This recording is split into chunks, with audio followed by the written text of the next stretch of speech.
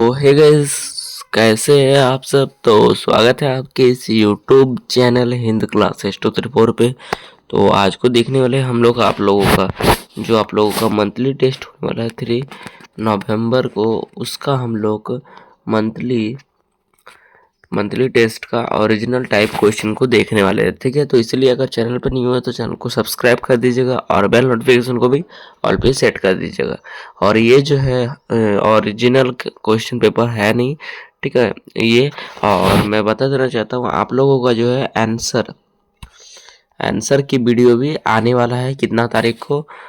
3 नवंबर को टेस्ट है, तो इसीलिए 2 नवंबर को आप लोगों का आंसर की आ जाएगा हमारे चैनल पे। तो इसीलिए चैनल को सब्सक्राइब कर लीजिए और 2 नवंबर को जब आप लोग का देख लीजिएगा आंसर की वीडियो, और उसके बाद जाइएगा टेस्ट देने 3 नवंबर को।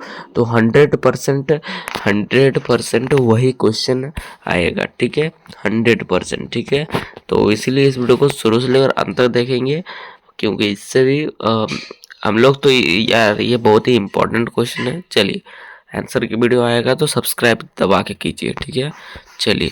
तो देख सकते हो ये क्लास 9th के बच्चों को होने वाला है, साइंस का, ठीक है, सब्जेक्ट साइंस का। ठीक है, देख सकते हो यहाँ पर जो भी दिया गया है, जनरल इंस्ट्रक्शन अर्थात निर्देश।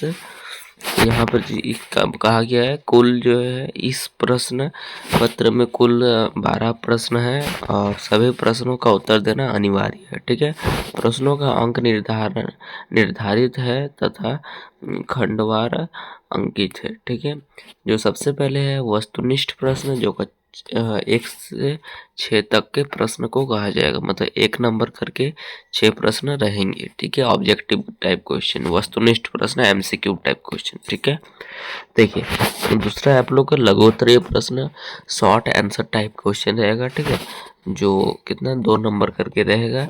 कितना प्रश्न? 4 प्रश्न, अर्थात 8 नंबर इसमें मिलेगा पूरा नंबर। ठीक है, उसके बाद है आप लोग का 11 और 12 नंबर प्रश्न जो रहेगा दीर्घ लॉन्ग आंसर टाइप क्वेश्चन रहेगा, जो 3 नंबर करके रहेगा। 2 प्रश्न, मतलब 6 नंबर आप लोगों को यहाँ से भी मिलेगा। चलिए तो प्रश्न को देखते हैं। पहला देखिए आप लोगों को ऑब्जेक्टिव क्वेश्चन यहाँ पर पहला बताया जा रहा है, 2 पिंडों के बीच गुरुत्वाकर्षण बल निम्नलिखित में से किस पर निर्भर करता है। देखिए, तो 1 नंबर का जो आंसर हो जाएगा, तो पिंडों के बीच गुरुत्वाकर्षण बल निम्नलिखित में से किस पर निर्भर करता है, तो इसका आंसर होगा डी। ठीक है, क्या हो जाएगा? गुरुत्वाकर्षण नियतांक पर, गुरुत्वाकर्षण नियतांक पर। ठीक है, D is the correct answer. Next question देख लेते हैं। दूसरा है आप लोग का जी का मान सबसे अधिक होता है। तो जी का मान जो होता है सबसे अधिक कहाँ पर होता है? पृथ्वी के केंद्र पर, पृथ्वी की सतह पर, पृथ्वी की कुछ ऊंचाई पर, और उसके बाद डी है पृथ्वी के सतह के कुछ नीचे। ठीक है, तो इसका जो आंसर होगा ये हो जाएगा option number B is the correct answer. ठीक है, पृथ्वी के सतह पर। ठीक है, बी करेक्ट आंसर होगा। नेक्स्ट क्वेश्चन देख लेते हैं आप लोगों का क्या बोला जा रहा है यहाँ पर। देखिए, तीसरा नंबर प्रश्न है सार्वत्रिक गुरुत्वाकर्षण गुरुत्वक जी का मान होता है। ठीक है, सार्वत्रिक गुरुत्वक जी का कैपिटल जी का मान क्या होता है? कैपिटल जी का मान क्या होता है? 6.67 इंटू 10 का 11 nm स्क्वायर पर kg स्क्वायर।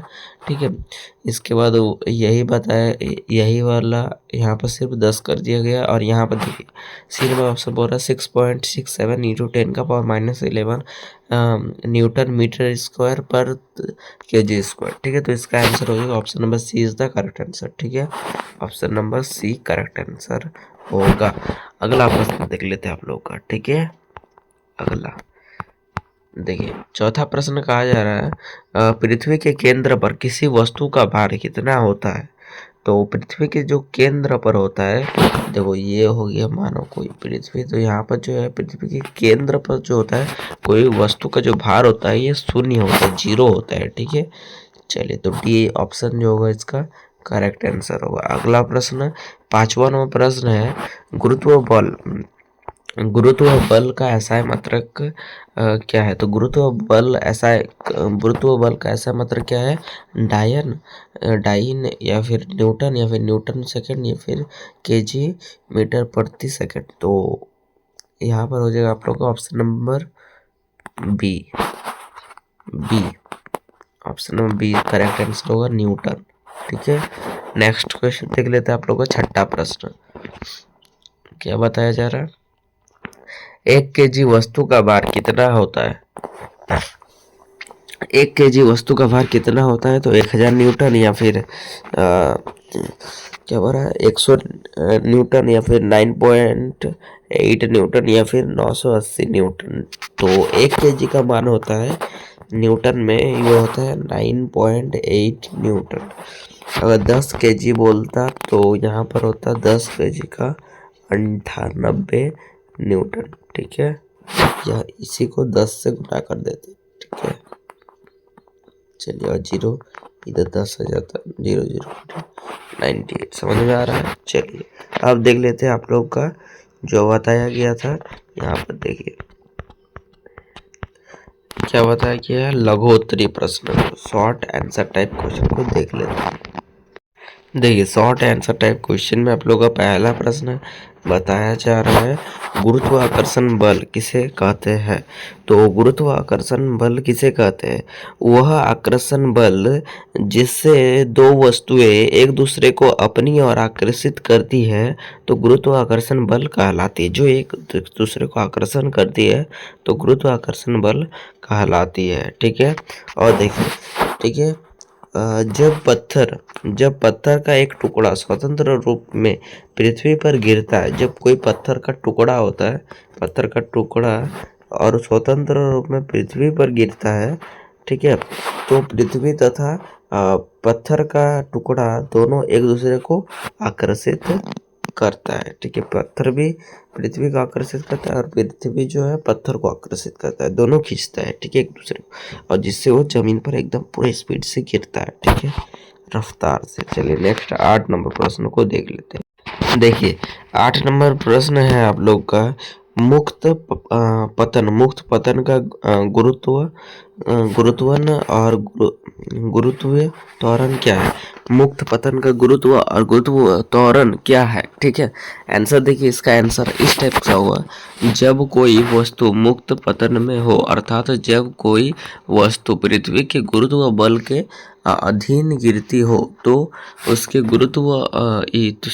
तो उसके त्वरण को मुक्त पतन का गुरुत्व या गुरुत्व त्वरण कहते हैं। ठीक है, इसको देख लिए। नेक्स्ट है आप लोग का आर्किमिडीज का सिद्धांत क्या है? इसको देखिए, ये इम्पोर्टेंट है। ठीक है, बार बार पूछता है। ठीक है, चलिए अब तो बताया जा रहा सब्जेक्टिव भी होगा, इसलिए सब्जेक्टिव भी याद करेंगे। ठीक है, फाइनल में क्लास 9th 8 और 11th के बच्चों का होने वाला है सब्जेक्ट। उत्तर देखिए, जब कोई वस्तु किसी द्रव्य या गैस में पूर्ण या अंशतः डुबाई जाती है, ठीक है, तो उसके भार में आभासी कमी आ जाती है, थोड़ा कमी आ जाती है। ठीक है, जो वस्तु को डूबे भाग द्वारा हटाए गए द्रव्य या गैस के भार के बराबर होता है। अगला देखिए 10 नंबर प्रश्न है, क्या कहा जा रहा है, गुरुत्वाकर्षण नियतांक जी का सार्वत्रिक नियतांक क्यों कहा जाता है? गुरुत्वाकर्षण जो है नियतांक को जी का सार्वत्रिक नियतांक क्यों कहा जाता है? आंसर इस टाइप से लिखिए। ठीक है, देखिए उत्तर, जी एक नियतांक है। जी क्या है? एक नियतांक है जिसे गुरुत्वाकर्षण नियतांक कहा जाता है। जी एक नियतांक है जिसे गुरुत्वाकर्षण नियतांक कहा जाता है। चूंकि जी का मान क्या हो रहा है, कोनों की प्रकृति, जी का मान जो होता है कोनों की प्रकृति, उनके द्रव्यमान, उनके बीच की दूरी, माध्यम, समय, ताप इत्यादि पर निर्भर नहीं करता। ठीक है, ब्रह्मांड, पूरे ब्रह्मांड जो होता है ना, तो तरह ब्रह्मांड के सभी कोनों के लिए एक ही होता है। ठीक है, अतः इसे सार्वत्रिक गुरुत्वाकर्षण नियतांक भी कहा जाता है। इसे देख लीजिए एक बार, याद कर लेंगे 10 नंबर। चलिए नेक्स्ट देख लेते हैं लॉन्ग आंसर टाइप क्वेश्चन को। देखिए लॉन्ग आंसर टाइप क्वेश्चन में पहला प्रश्न है आप लोग का, दो वस्तुओं के बीच लगने वाले गुरुत्वाकर्षण बल का क्या होगा यदि, यदि क्या करेंगे, पहला आपका बताया जा रहा है, एक वस्तु का द्रव्यमान दुगना कर दिया जाए। अगर वस्तु का जो द्रव्यमान को दुगना कर दिया जाए तो इसका आंसर देखिए, इस टाइप से लिखिए। क्या बोल रहा है, गुरुत्वाकर्षण सार्वत्रिक नियम से, ठीक है। देखिए तो अगर क्या बोल रहा है, दो वस्तुओं के बीच के लगने वाले गुरुत्वाकर्षण बल एक क्या बोल रहा है, वस्तु का द्रव्यमान दुगना कर देने पर दुगना हो जाएगा। अगर वस्तु का जो द्रव्यमान दुगना कर देते हैं देने पर जो उसका गुरुत्वाकर्षण बल है वो भी दुगना हो जाएगा, ठीक है। चलिए वही है, इस तरह से बताएगा। दूसरा है आप लोग का बी नंबर, वस्तुओं के बीच की दूरी दुगना कर दी जाए। वस्तु के बीच की दूरी को कर दिए, इसके वस्तु के बीच की जो दूरी है उसको दुगना कर दिया जाए। तो देखिए क्या हो रहा है, वस्तु के बीच की दूरी दुगनी करने पर 1/4 गुना हो जाएगा। क्या हो जाएगा, 1/4 गुना हो जाएगा। सी नंबर क्वेश्चन है आप लोग का, वस्तुओं के बीच की दूरी 3 गुनी कर दी जाए। अगर वस्तु के बीच की जो दूरी है उसको 3 गुना कर देंगे तो क्या होगा। देखिए वस्तु के बीच की दूरी 3 गुनी करने पर वो 1/9 गुना हो जाएगा, मतलब 1/9 गुना हो जाएगा, ठीक है। अगला है डी नंबर, दोनों वस्तुओं के द्रव्यमान दुगने कर दिए जाए। अगर दोनों जो वस्तु है उसका द्रव्यमान ही दुगना कर दिया जाए तो देखिए दोनों वस्तुओं के द्रव्यमान दुगने करने पर 4 गुना हो जाएगा। क्या हो जाएगा, 4 गुना। नेक्स्ट क्वेश्चन 12 नंबर को देख लेते हैं। देखिए 12 नंबर प्रश्न है, किसी वस्तु के द्रव्यमान और उसके बीच किसी वस्तु के द्रव्यमान और उसके भार के बीच क्या अंतर है, ठीक है। देखिए आंसर इस टाइप से लिखिएगा आप लोग, द्रव्यमान, ठीक है। द्रव्यमान शरीर में निहित पदार्थ की मात्रा है। द्रव्यमान जो है क्या बोल रहा है, शरीर में निहित पदार्थ की मात्रा है, ठीक है। और भार क्या है, भार शरीर पर लगने वाला गुरुत्वाकर्षण बल। भार क्या है, जो शरीर में गुरुत्वाकर्षण बल लग रहा है वही भार है, ठीक है। नेक्स्ट देखिए दूसरा है, यह शरीर की क्या हो रहा है, शरीर की जड़ता की माप है। जो शरीर का जड़ता है उसको मापता है, ठीक है। और यह गुरुत्वाकर्षण की माप है, मतलब गुरुत्वाकर्षण को मापता है, ठीक है। चलिए तीसरा है आप लोग का, द्रव्यमान एक स्थिर मात्रा है, ठीक है। और ये क्या हो रहा है, भार क्या बताया जा रहा है, भार कोई स्थिर मात्रा नहीं है, यह अलग अलग जगहों पर अलग अलग है। ये सभी जगह समान होगा, पृथ्वी पर जितने भी जगह है सभी जगह समान होगा, चंद्रमा पे इसका अलग होगा, ठीक है। और ये मानो ये हवाई क्षेत्र है तो यहाँ पर अलग होगा गुरुत्वाकर्षण, ये सूखा क्षेत्र है तो यहाँ पर थोड़ा अलग होगा। इस टाइप से बताया जा रहा है भार के बारे में।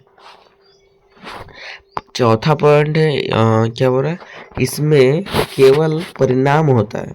द्रव्यमान का जो होता है केवल परिणाम होता है, ठीक है। और इसमें दिशा के साथ परिणाम भी है, मतलब दिशा भी होता है और परिणाम भी होता है, किसमें, भार में। और द्रव्यमान में केवल परिणाम होता है। पांचवा पॉइंट है, इसका SI मात्रा किलोग्राम होता है। किलोग्राम अर्थात केजी होता है, किसका, द्रव्यमान का SI मात्रा क्या होता है, केजी होता है। और इसकी SI मात्रा बल की SI मात्रा यानी न्यूटन के समान है, ठीक है। बल का जो SI मात्रा होता है उसी के समान होता है। चलिए तो मिलते हैं अगले वीडियो में, तो पहले बाय, जय हिंद जय भारत। और चैनल पर नहीं है, अगर नए विजिट कर रहे हैं तो सब्सक्राइब कर दीजिएगा, क्योंकि आंसर की वीडियो जो होता है हमारे चैनल पर भी आपको देखने को मिलता है, ठीक है। आंसर की वीडियो क्या हो रहा है एग्जाम होने से पहले, तो इसीलिए आप लोग सब्सक्राइब कर लेंगे दबा के, ठीक है। चलिए तो bye, like share and comment.